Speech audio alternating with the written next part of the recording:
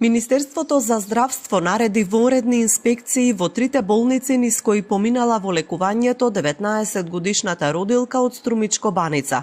Државниот санитарен и здравствен инспекторат веќе врши надзор во болниците во Струмица и Штип, како и на клиниката за неврологија во Скопје, а ќе ја проверува целокупната медицинска документација за да утврди дали во лекувањето имало пропусти.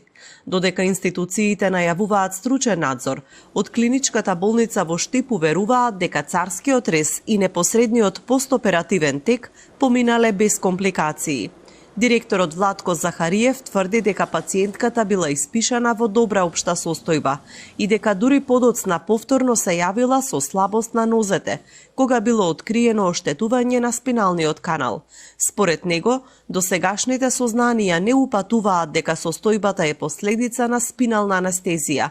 Сепак најавува формирање стручен тим и порачува дека ако се докаже лекарска грешка, ќе има одговорност.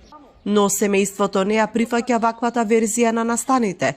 Свекорот на младата жена Велибор Стојанов бара целосно расветлување на случајот и тврди дека при вчерашната преврска врз неа бил вршен притисок да потврди дека од болницата била испишана во добра здравствена состојба.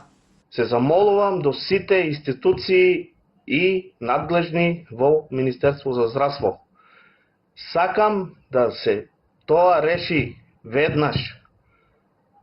Кој е, што е, гинеколог ли е, анестезолог ли е, ја направил таа белја, ја оставија на милост и на немилост мојата сна со две мали деца.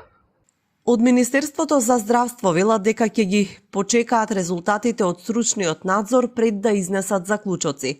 Апелираат јавноста да не шпекулира додека трае постапката и најавуваат дека по завршувањето на инспекциите ќе ги соопштат утврдените факти и евентуалните мерки.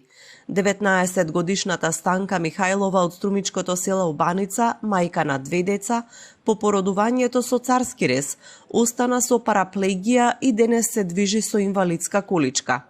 Токму одговорот на прашањето како дошло до ваквата состојба треба да го даде вонредниот инспекцијски и стручен надзор.